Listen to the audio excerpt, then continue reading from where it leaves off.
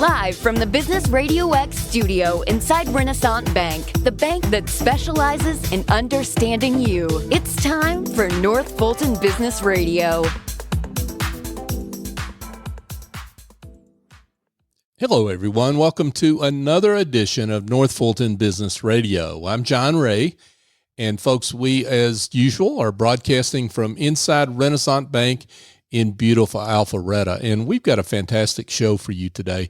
Vic McCarty is with us. He's the Chief Community Engagement Officer with Hemophilia of Georgia, and they're doing some fantastic work in the community here and in the state of Georgia, and we're going to talk about that work in just a moment.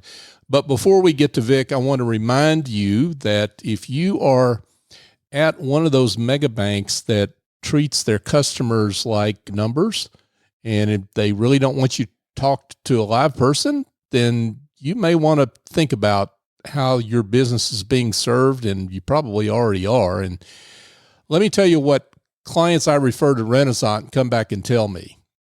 They tell me Renaissance Bank is big enough to handle pretty much any need you can throw at them, but they're small enough to deliver their services in a personal way. They answer the phone and do things like that you're not used to if you're at a big bank. So go to renaissancebank.com and find one of their local offices. Be in touch. I think you'll be glad you did.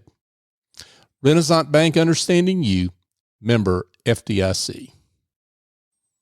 And now I want to welcome Vic McCarty. Vic is the Chief Community Engagement Officer with Hemophilia of Georgia. Vic, welcome. Thank you, John. Thank you for having me this morning. Yeah, it's great to have you. So let's talk about you and Hemophilia of Georgia. How are you serving folks out there? Okay, so Hemophilia of Georgia, for folks who don't know much about us, we are a 50-year-plus organization. We were formed in 1973.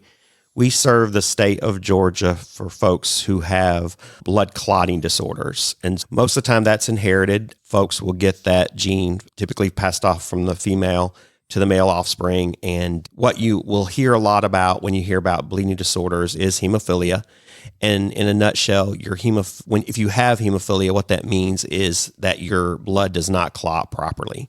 So you're missing a protein in your blood that helps your blood clot when you cut yourself. So folks don't die from hemophilia. You don't bleed to death. It's not as scary as it might sound, but simply put, again, your blood does not clot properly. And there are many forms of hemophilia. There's mild to severe and all of the things. And then there are most common form is you'll hear people talk about factor 8 and factor 9. And again, that's simply you're missing that factor number 8 or 9 in your blood to help you clot properly. And so we'll talk a little bit about what that means for folks and how we serve the community, both in this local area, but across the state. Vic, I want to shift gears and talk about you just a moment. Okay. So you've been in the nonprofit community for quite a while. What drew you to the nonprofit world and some of the great causes that you have worked on in your career? Yeah, so my first career was in public mental health, honestly, and I decided I was a mental health clinician and ran a day treatment program for chronic mentally ill. And while that's a worthy cause and our mental illness is something that we should all pay attention to and help support, it just wasn't anything that I was going to do a career out of. And so I totally switched gears and went into the nonprofit sector. I've always volunteered for various nonprofits. I'm a former big brother, big sister. And my whole upbringing has been service oriented and given from the heart. So when I made the switch to nonprofit, I never really looked back. And I've been doing nonprofit, a lot of community engagement, a lot of fundraising for probably 22 years now. And 15 of those years I've been at Hemophilia of Georgia. So I've been there a long time and have had some different roles there. I was the first ever intern at Hemophilia of Georgia about 20-something years ago. And then I was their camp director. So I worked in the program side of the house in hemophilia. And then I switched over in fundraising and development side. And then most recently in the last 3.5, 4 years, I've been managing a lot of the community engagement, which is stakeholder engagement, really networking and developing relationships with community members and stakeholders and telling our story about who we are as an organization, how you as a business owner or a corporation in our area can help support the mission that we serve in the state of Georgia. So I manage that team, and then I manage a lot of our client engagement team, which is patient programs and resources for our folks that are not clinical. And what I mean by that is hemophilia feels a lot like, we have many staff that feel a lot like home health care. So we go out and we help children across the state and adults across the state. So again, we're statewide. We serve from Ringgold to Valdosta to Columbus to Savannah and Augusta and all points between, right? And so we have family members who sometimes will have a child, and very early on, that young boy is diagnosed with hemophilia. And many times folks don't know they carry the gene. They don't even know it's a genetic link. And sometimes it's not a genetic link. Sometimes it's just a mutation. And so all of a sudden, there's a child born with hemophilia that there's no family history. So you can imagine what that means for somebody that has a 3 or 4 year old baby boy that has been diagnosed with hemophilia. And so now it's a lifetime condition, right? And so we have what, again, looks like home health. We have nurses and social workers that go in from a very early age and help support the family and the child to learn what that means to have hemophilia and how to treat and care for their illness. And then there's a specialized medication. It's called factor product. And folks who have hemophilia have to self-infuse, which means you take some factor product, and you mix it with some saline, and then you have to actually start your infusion in your vein. And so I don't supervise the clinical folks. That's a little bit more complicated for me because those are medical background folks, but I supervise the client engagement team, which is the team that provides educational programming. We provide probably about 30 to 40 educational programs throughout the state on a yearly basis. And those are like our teen retreat weekend, our family camp weekend, some young day kid programs. And so all of those are free, and folks can come and learn about their disability. They can learn about treatment of their hemophilia care. We provide subject matter experts that provide some educational programming and all the things that we do. So that's a big part of what I manage at the organization, and real proud of that team because I have seen through the years people who come to events that are not very educated about their disability or don't really understand what hemophilia means in their family. And they'll come to a family camp weekend, for example, and siblings and mom and dad and everybody come together. And sometimes you just might have a family of 5 and only one of the little boys is affected by hemophilia. And sometimes it's all of the little boys. Right. And so they learn how to deal with that condition and how to treat and how to basically do the things that they want to do and don't let the hemophilia stop them, right? Or be a limitation on how they live their life. And so I have a team that really helps with that. And let's back up for a second because and talk about these families. And because you were talking about this before we came on the air, Vic, that you have to learn at a really young age, a lot younger than you ought to have to, right, on how to deal with this condition. And families, I'm sure the news that they get is a shock because it seems like to me you implied that, and correct me if I'm wrong, but this is not a marker that appears when a woman is pregnant or something. You find out afterward, after a child is born, you find out that they have hemophilia or some blood clotting condition. And so the shock from that, you really help families cope with the news and give them hope, right? Yeah, that's right. So typically women a lot of times don't know that they're either a carrier or there is hemophilia in their family. So a lot of times they do. And so if they do, the good part about that is if a woman has like an uncle or a dad or somebody like that in their or a brother, right? So there's some testing that can be done. There's some blood clotting testing that can be done initially, and then there's more advanced testing. But sometimes, so they can get diagnosed there and then they know. So if a woman has hemophilia in her family history, when a lady becomes pregnant, there's some things that they can try to do, or she might just be prepared, right? That the son, if she has a son, will have hemophilia, and girls can have hemophilia too. And so there's that. But if there's no family history and they don't know about it, then so when I said earlier about a little guy that's 3 years old, and not to get too graphic or whatever, but a lot of times in hospitals for young boys, when they go through their circumcision process, there's trouble with stopping bleeding, right? And so again, I don't want to get real graphic about it, but that's what happens. And so our little boys are diagnosed a lot of times in that point in their life. If our kids, both male and female, get to a point where the next kind of checkpoint for some of them is that when they start having dental extractions, sometimes the bleeding from the dental extractions don't stop like they need to, right? And their blood doesn't clot properly. So there's that. And then when our ladies get into young women and they start having their cycles, then sometimes the young ladies get diagnosed with a blood disorder or a bleeding disorder in that point in their life. So there's different checkpoints throughout your lifespan of when you might get diagnosed.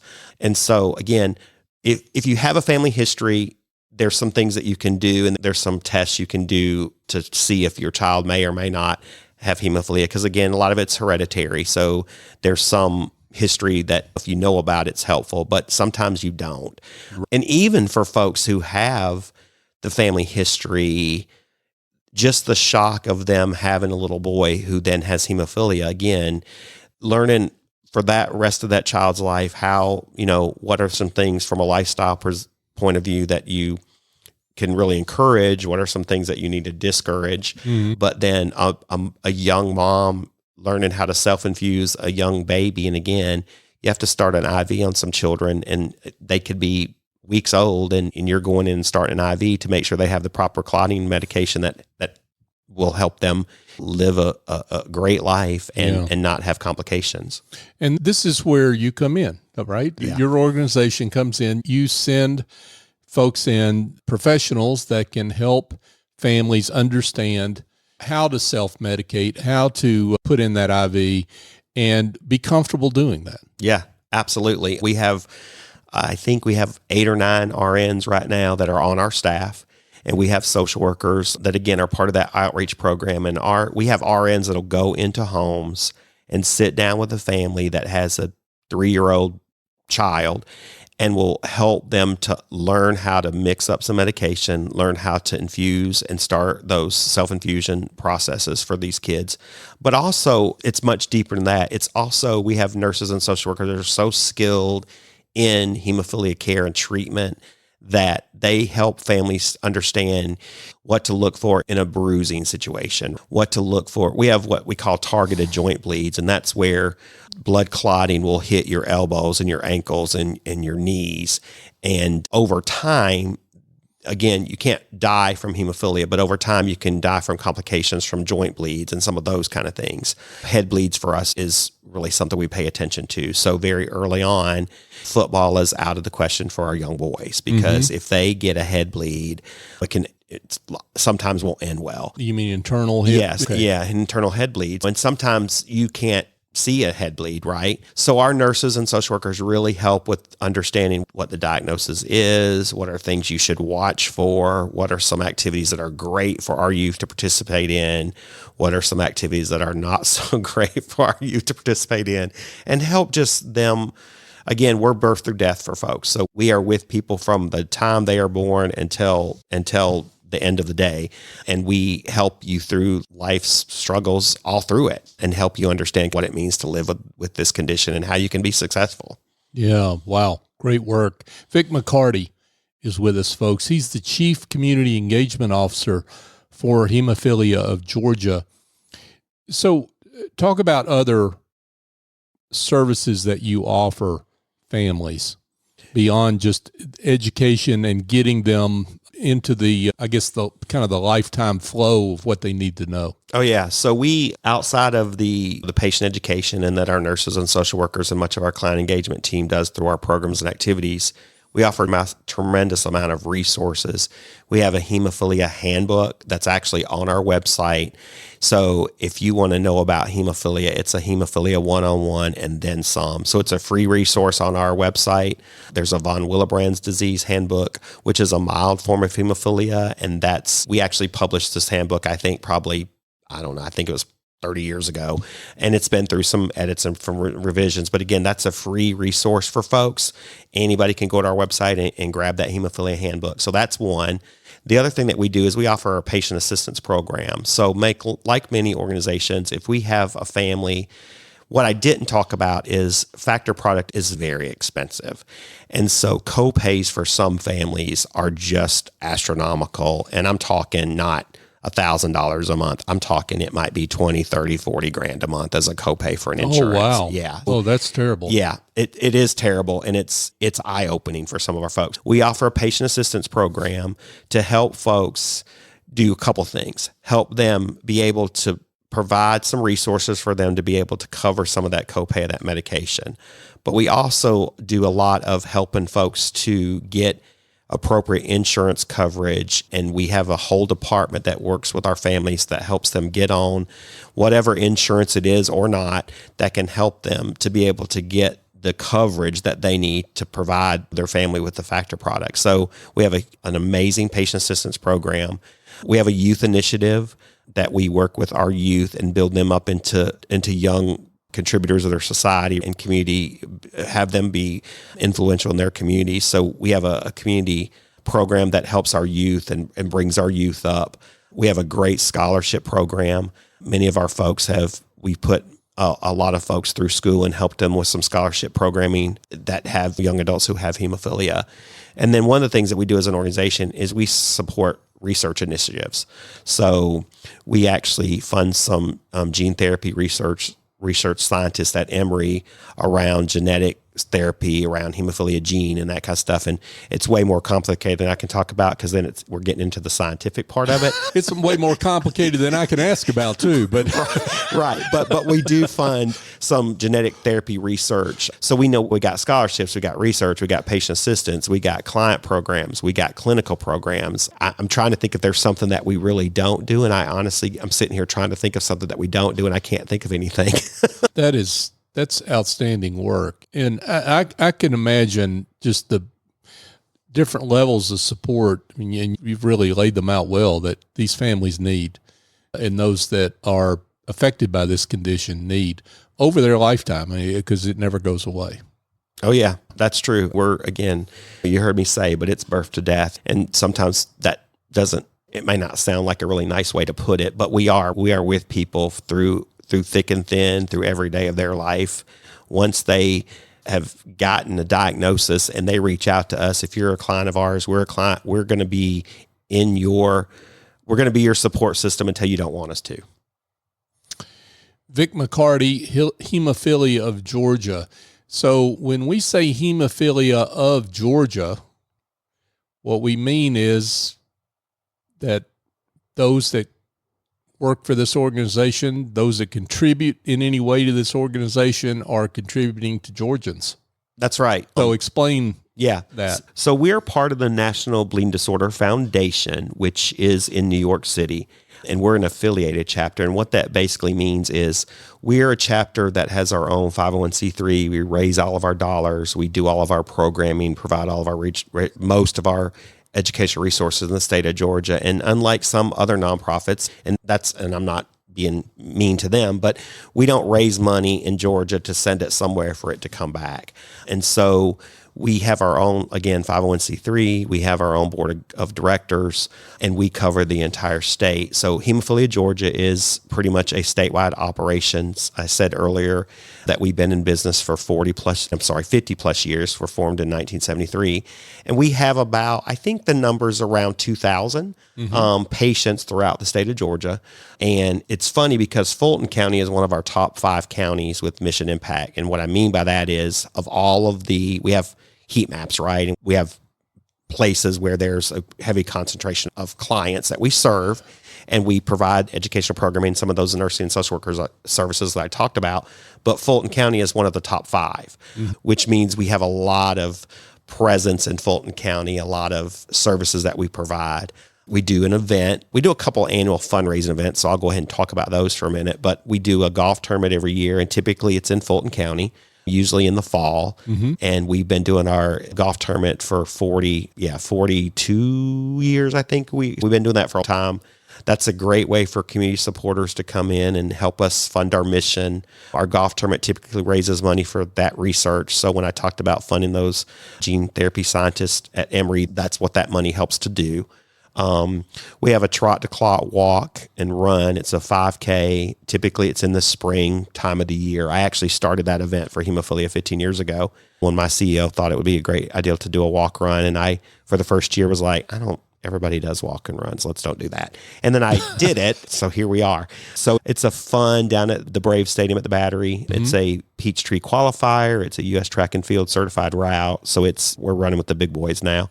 But we do our big 2 events are our golf tournament and our walk. And then we do a couple brewery beer tasting events, our hops for hemophilia. We do a couple score events, which we have partnered with the Top Golfs, and we go do a Top Golf event. And it's a great way for corporate to come out and support. So like I said, we do those fundraising events, but we also try to engage our community. I'm a fundraiser by trade. Of course, people see me coming and they're like, Vic's going to ask me for money.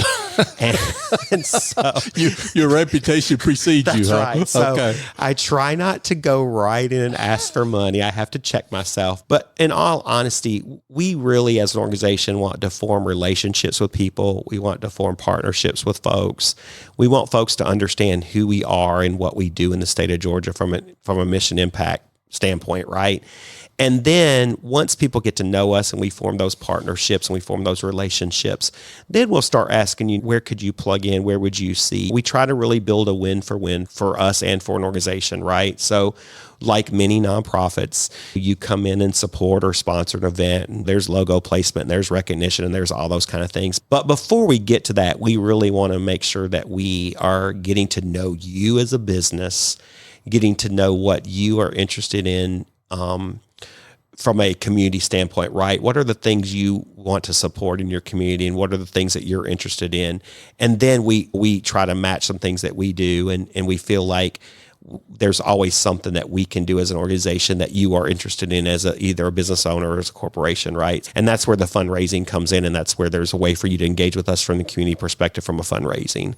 Yeah, and so what you're saying here, if I can parrot that back to you, is that sure, you're a nonprofit, you need financial resources to do your work, but there's a lot of different ways that people can plug in if they want to volunteer or provide some, I guess, what you might call sweat contributions, right? Yeah, absolutely. We have opportunities for corporate volunteer days at our office.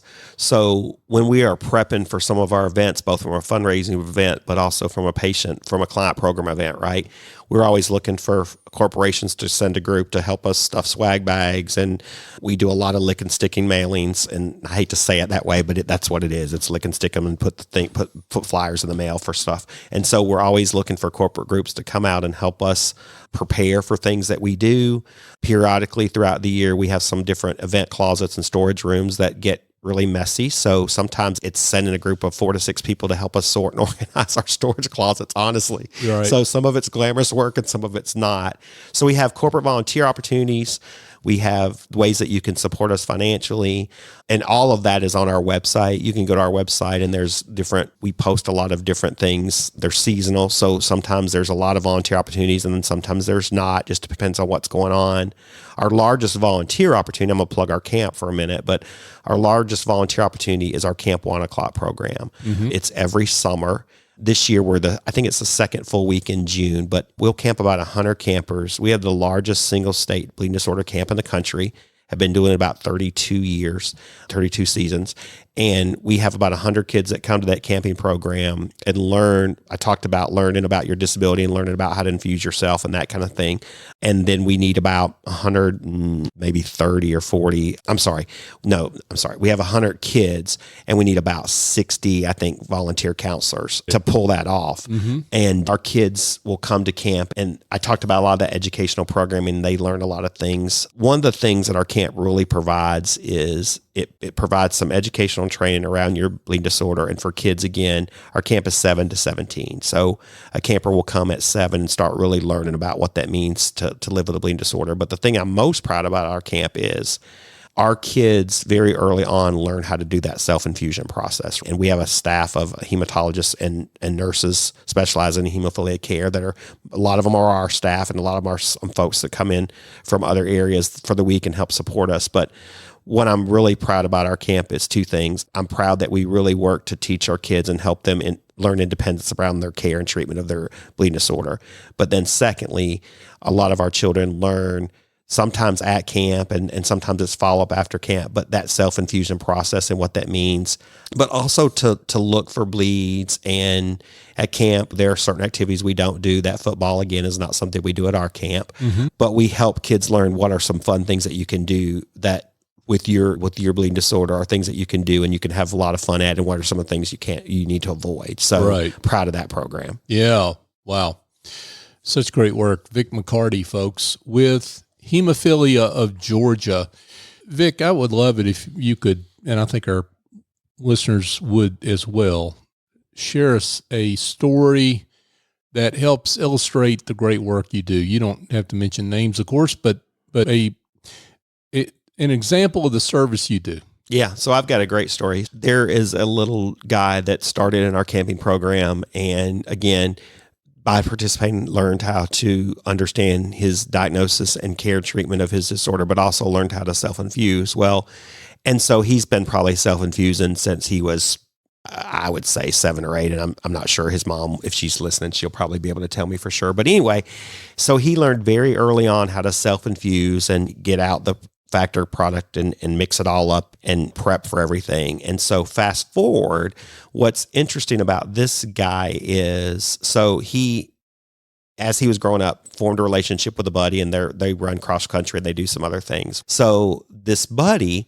was diagnosed later in life with hemophilia. And again, you heard me talk about sometimes kids get through some stuff and we don't really catch it, or medical professionals don't really catch it until maybe later on. But this little guy got through, and I think he had a sports-related injury, 13, 14 years old. Well, come to find out, my little guy that learned about his bleeding disorder at camp and learned how to self-infuse was buddies with this other guy, this other young man, and they ran, I think it was cross-country, and he had an injury. Come to find out, he had hemophilia.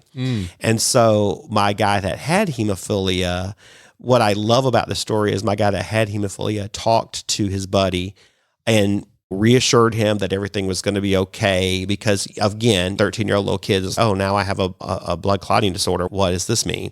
And so he helped him understand that means, because he had been living with it all of his life and had been early diagnosed, but also talked him through the medication and self-infusion process. And because the little guy that was newly diagnosed was like, I'm not sticking a needle in my arm. I'm not doing those things. So the story is amazing to me because it's through our work and through our success of supporting this young man, or very early on in him learning what that means and how he needs to live with his condition. And fast forward 6, 8, 10 years later, he has a buddy now that has hemophilia. And for him to be able to talk about what that means, what treatment's going to look like, what care is going to look like, what his life activities can and can't look like, just based on his knowledge of this young man at now probably 14, 15 years old, right? Just an amazing story. And I feel like that is a lot of what we pride ourselves in, is really equipping people with the resources and the knowledge that helps them to know everything's going to be okay. Yeah. Wow. What fantastic work. Vic, this has been great. And I can't imagine there aren't some folks that wouldn't want to know more about your organization, how they can certainly be in touch, but maybe volunteer, maybe contribute.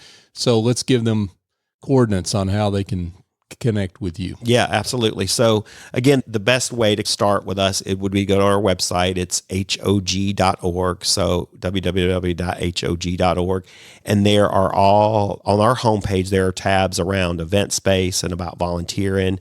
There's links to the different people that you can link to and reach out to. If in doubt, you can pick up the phone and call us. Our number is 770-518-8272. And you can get through the switchboard and do it the old-fashioned way and just let them know that you're interested in volunteering or coming in and supporting an event or whatever, and our folks will get you to the right person. Follow us on social media. That's a great way to connect with us. Our marketing and communications team does an amazing job putting our things out there, and we don't make you click too many times to get to where you need to be.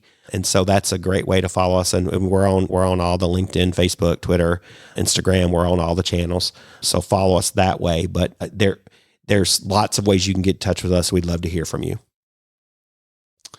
Vic McCarty, folks, with Hemophilia of Georgia. Vic, thank you again so much for your work, your team, and how you're serving folks that have a condition that they need the support you and your organization provide. So thank you for that. You're welcome, and thank you for having me today. Thank you.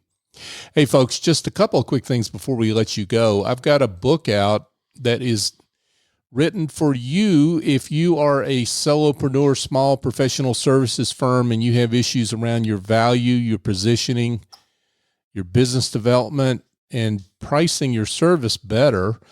Then that book is called The Generosity Mindset, A Journey to Business Success by Raising Your Confidence, Value, and Prices. And this book is specifically designed to help you. Go to thegenerositymindset.com to learn more about the book and where to buy it. Also, I want to thank you, our listeners. You are fantastic, and we appreciate you so much. This is, I think, show number 820 or something. I can't keep up with it because we do a lot of these shows, and we do it because of your support. We couldn't do it without you. It's 8.5 years that we've been doing this show, and you continue to like it on social media, share shows. You specifically share shows when you find someone that maybe needs the services or needs to know about an organization that we feature on the show. You send us great guests, and we just appreciate all that support because you help us to live into our mission to be the voice of business in the North Fulton community and beyond. And I'm grateful for you. So thank you for that. So for my guest, Vic McCarty, I'm John Ray. Join us next time here on North Fulton Business Radio.